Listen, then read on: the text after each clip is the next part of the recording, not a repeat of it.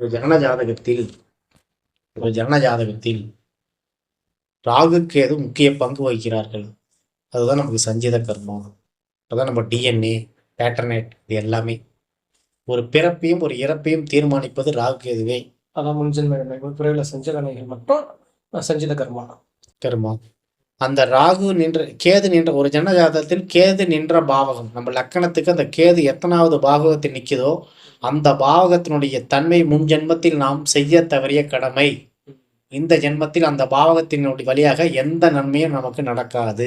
ஏன்னா அந்த புண்ணியம் அந்த பலன் செஞ்சது இருந்தாதான் அது நம்மளுக்கு கிடைக்கும். நடக்கும். இந்த ஜென்மத்துல வந்து அந்த அந்த பாவத்துக்கு உண்டான காரக உறவுக்கு நீங்க செஞ்சுக்கிட்டே இருப்பீங்க, ஆனா நன்மை நடக்காது. இதெல்லாம் அடுத்த பிறவிகள் ஏதாவது இருந்தா கிடைக்கும். அதே ராகு நின்ற பாவகம் ஒரு ஆசையை தூண்டிக்கிட்டே இருக்கும். அது நின்ற பாவகம் சார்ந்து அது நன்மையா தீமையா, அது என்ன மாதிரி கர்மாவை உண்டு பண்ணுதுங்க? கர்மா அதான் ராகுங்கிறது ஆசை.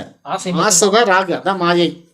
அந்த ஆசையை தூண்டி விட்டுட்டே இருக்கும். கர்மாவுக்குள்ள இழுக்கிற மாதிரி கூட வச்சுக்கலாமா?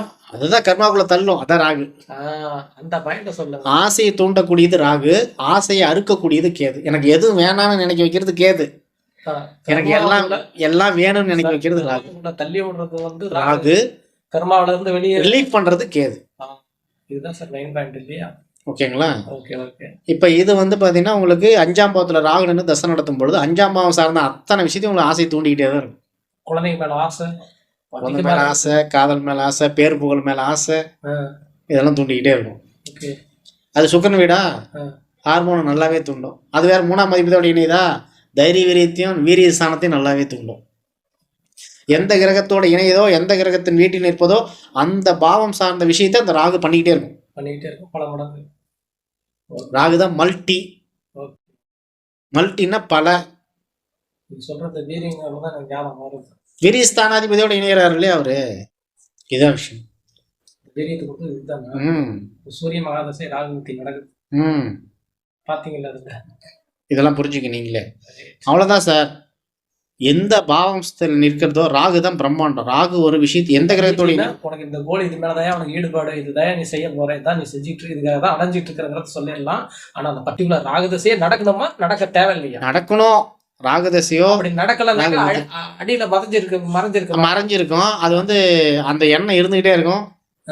அந்த தசை இப்ப உதாரணத்துக்கு எடுத்துங்க, இப்ப செவ்வாய் தசையோ ஒரு சூரிய தசையோ நடக்குதுன்னு வச்சுங்களேன், அப்ப என்ன ஆம்பிஷன்ல இருந்திருப்பேன்? இப்ப சூரிய தசை நடக்கும்போது அது தன்மை வேலை செய்யும், ஏன்னா சூரியனும் ராகு எனக்கு நிக்கிறாங்கல்ல. சரி. ஆனா செவ்வாய் தசை நடக்கும்போது அந்த தன்மை பெருசா வேலை செய்யாது, ஏன்னா செவ்வாய்க்கு 12ல இருக்குது. அப்ப என்ன பண்ணுச்சு? அங்க அந்த கிரகம் ஆக்டிவேட் ஆகலன்னு அர்த்தம். அந்த கிரகம் ஹாஃப்ல இருக்குதுன்னு அர்த்தம். இப்ப லைட் 10 லைட் இருக்கும், நம்ம எந்த சுவிட்ச் போறோம் அந்த லைட் தான் எரியுது. ஓகே. அப்ப குருவோடைய சாரம் பெற்ற செவ்வாய் தசையில பொருளாதார இன்கம். குருவுடைய சாரம் மட்டும் இல்ல, குருவுடைய பார்வையும் பெற்றிருக்கு. அப்ப 6ஆம் இடத்து அதிபதியா இருந்தாலும் 6ல நின்றுட்டாலும் நன்மை செய்யும். 11ஆம் அதிபதி அவரு, அவ்வளவுதான். நீங்க வச்சுக்கீங்க. அது சூப்பரா. நான் தான் சொன்னேன், இந்த உலகத்துல நான் என்ன பொறுத்த வரைக்கும் பிளானெட்ல 2 கிரகத்தை தான் மிகையான சூப்பரா எடுக்கிறேன். ஒண்ணு வளர்பறை சந்திரன், இன்னொன்னு குரு. புதன் கூட கிடையாது. புதன் 3ஆம் பட்சம், சந்திரன் 4ஆம் பட்சம். பௌர்ணமி சந்திரன் 4ஆம் பட்சம். பௌர்ணமி சந்திரனும் குருவும் முதல் தரம். தேய்பிரை சந்திரன் 4ஆம் பட்சம். ஓகேங்களா?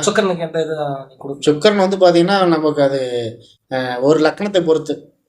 அது வந்து 2ஆம் தர சுபர்னு 2ஆம் தர சுபர்னு சொல்றாங்க, ஆனா லக்கணத்தை பொறுத்து. அப்படி பார்த்தா சுக்கரதசையில் நிறைய பேர் பிச்சை எடுத்து வருகிறான். அப்புறம் எப்படின்னா அது குருதசையில பிச்சை எடுத்து வருகிறான்.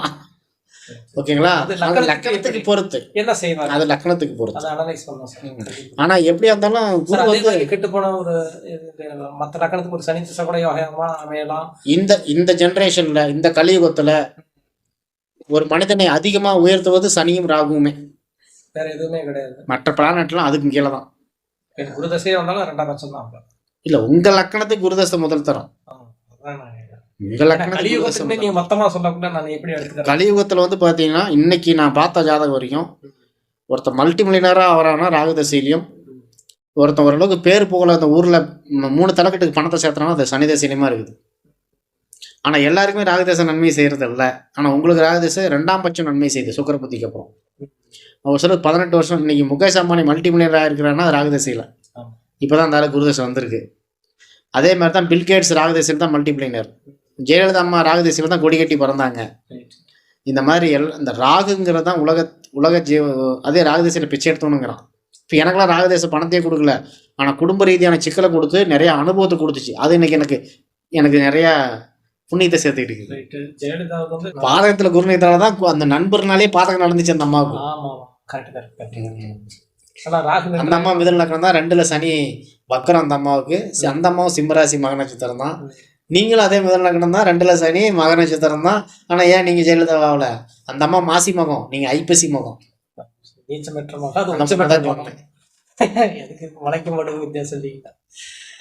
புரியுதுங்களா? அப்போ மகத்தில் என் பொண்ணு மகன் தான், ஆவணி மகம்.